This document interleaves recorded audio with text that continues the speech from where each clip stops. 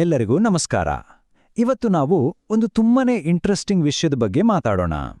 ಮಲಗೋಕೆ ಮುಂಚೆ ಕುಡಿಯೋ ಒಂದು ಸ್ಪೆಷಲ್ ಡ್ರಿಂಕ್ ನಮ್ಮ ನಿದ್ದೆನ ಚೆನ್ನಾಗಿ ಮಾಡೋದು ಮಾತ್ರವಲ್ಲ, ಜೊತೆಗೆ ನಮ್ಮ ದೇಹದ ಕೊಬ್ಬುನೂ ಕರಗಿಸ್ತೆ ಅಂತ ಹೇಳಲಾಗ್ತಿದೆ. ಇದು ನಿಜಾನಾ? ಬನ್ನಿ ಇದರ ಹಿಂದಿನ ಗುಟ್ಟೇನು ಅಂತ ನೋಡೋಣ.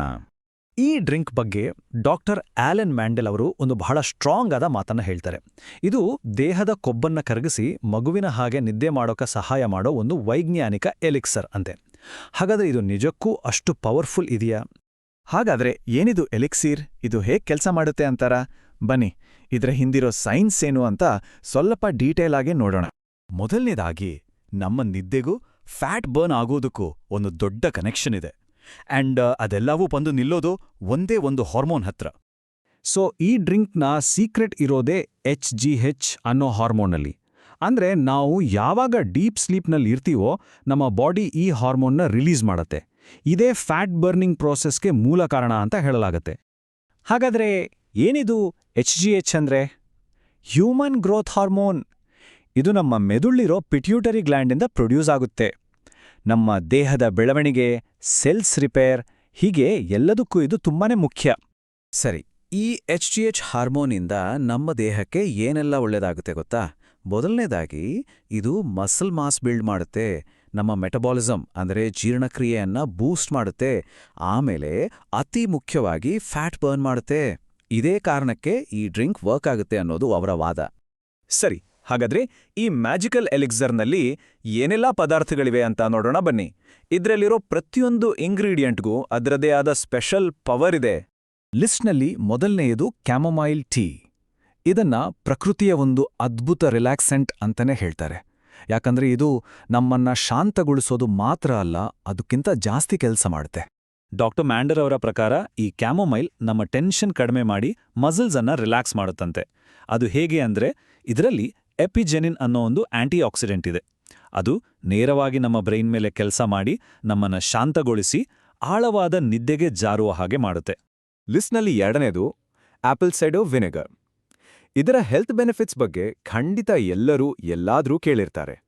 ಇದು ನಮ್ಮ ಬ್ಲಡ್ ಶುಗರ್ ಲೆವೆಲ್ ಮತ್ತು ಇನ್ಸುಲಿನ್ ಲೆವೆಲ್ ಅನ್ನ ಕಂಟ್ರೋಲ್ನಲ್ಲಿಡುತ್ತೆ. ಅಂದ್ರೆ ಏನಾಗುತ್ತೆ?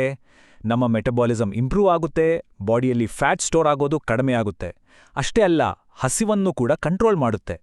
ಈ ಎಲಿಕ್ಸಿರ್ನ ಮೂರನೇ ಇಂಗ್ರೀಡಿಯೆಂಟ್ ನಮ್ಮೆಲ್ಲರಿಗೂ ಗೊತ್ತಿರೋ ಹಾಗೆ ನಿಂಬೆಹಣ್ಣು. ಇದರ ಫ್ರೆಶ್ನೆಸ್ ಆರು ಹೆಲ್ತ್ ಬೆನಿಫಿಟ್ಸ್ ಬಗ್ಗೆ ಯಾರಿಗ್ತಾನೆ ಗೊತ್ತಿಲ್ಲ ಹೇಳಿ.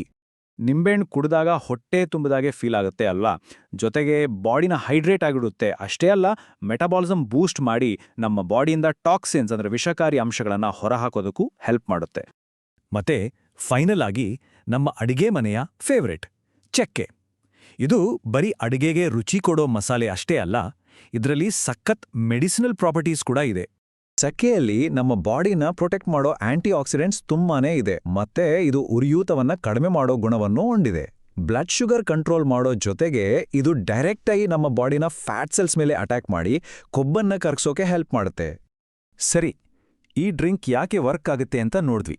ಈಗ ಇದನ್ನ ಮಾಡೋದು ಹೇಗೆ ಅಂತನೂ ತಿಳ್ಕೊಳ್ಳೋಣ. ಈ ಡ್ರಿಂಕ್ ಮಾಡೋಕೆ ಬೇಕಾಗಿರೋ ಪದಾರ್ಥಗಳು ಇಷ್ಟೇ.